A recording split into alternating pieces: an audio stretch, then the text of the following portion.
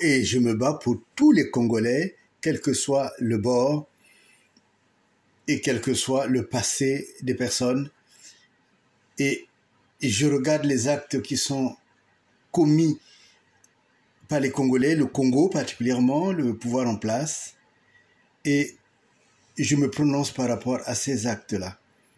Ce qui est clair, c'est que se taire devant les justices, c'est devenir complice de cette injustice, et c'est également être cautionneur de cette injustice, caution de cette injustice.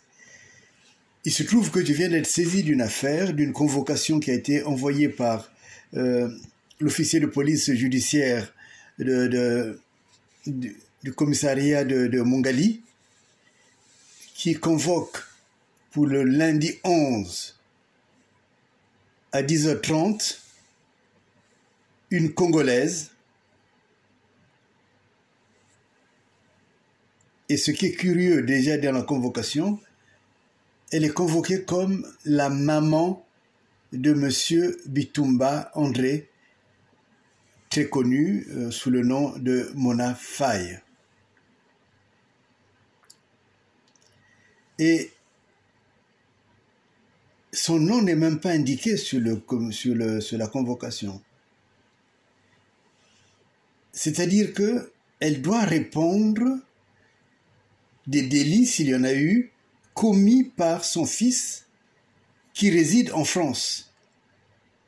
Mais pas de ses propres délits, pas de ses propres délits. C'est une situation qui me scandalise en tant que Congolais, parce que je veux que mon pays soit un écrin de la justice. Je veux qu'en Afrique, il soit dit qu'au Congo, s'il y a un jugement qui est rendu, s'il y a une enquête qui est menée, c'est vraiment une enquête fiable. Et dans le cas d'espèce, je ne peux qu'être scandalisé, parce que je suis donc originaire d'un pays qui condamne les mamans ou les papas à la place de leurs fils. Si on me l'avait raconté, ce serait une belle boutade. Mais en réalité, je l'ai vécu moi-même, parce que lorsque je m'étais présenté à la présidence du Congo, il s'était trouvé que Ayessa avait appelé mon beau-frère, parce que simplement ces équipes avaient vu mon neveu à mes côtés. Mon neveu est mort actuellement, mais ce sont des pratiques de la Gestapo. Ce ne sont pas des pratiques de la justice. Comment on peut imaginer que un pays civilisé puisse convoquer les mamans ou les papas à la place de leurs enfants et qui ne sont même pas présents dans le pays?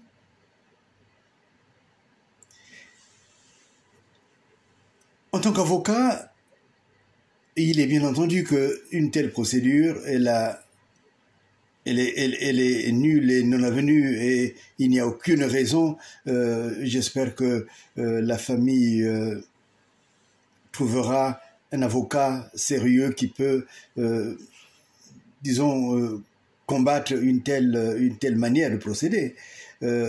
Mais je sais que dans un pays comme le Congo, je dirais, on a tout vu, on a vu tout et son contraire. Donc c'est pour cela que je prends la parole.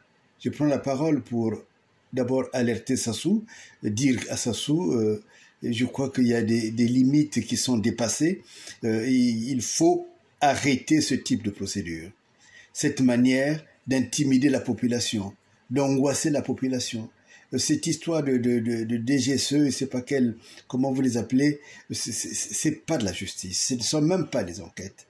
Qu'est-ce qu'une pauvre maman va répondre à la place de son fils qui est engagé ou qui prend des positions politiques en France.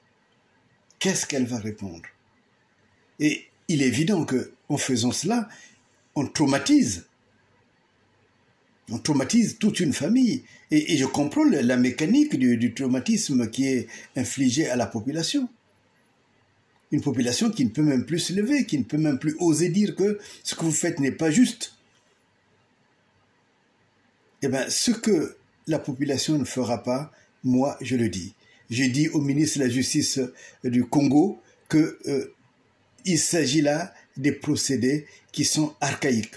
Et il s'agit des procédés qui sont de l'ordre de la dictature. Et évidemment, le Congo est dans un état de dictature.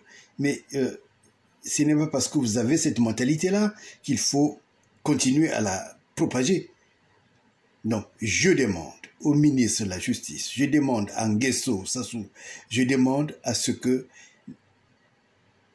cette procédure ne puisse en aucune manière prospérer. En tout cas, maintenant, je suis saisi de cette procédure et je vais la suivre. Et j'irai et je verrai par où elle va se passer. Je ferai, s'il le faut, des communications. S'il le faut, j'en alerterai l'opinion internationale. Laissez cette pauvre maman,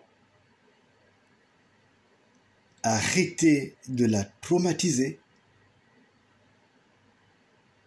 et arrêtez même de l'interroger.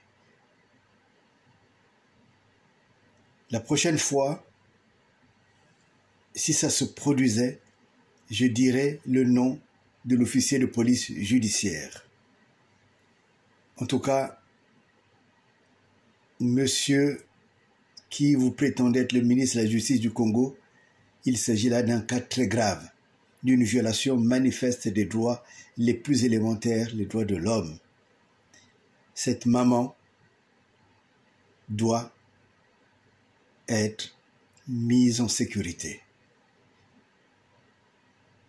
Et je demande que la famille puisse trouver, s'il fallait, un avocat de telle façon qu'il puisse montrer que la procédure, elle est, disons, elle est sans effet, elle ne peut pas prospérer. Mais ce cas n'est certainement pas le seul. Et je continuerai, comme j'ai regardé le problème des prisons, je continuerai à regarder ces manières de travailler des polices judiciaires. Parce que c'est la justice qui grandit un pays. Mais l'injustice, non seulement affaiblit un pays, mais également montre que ce pays est un pays de barbares.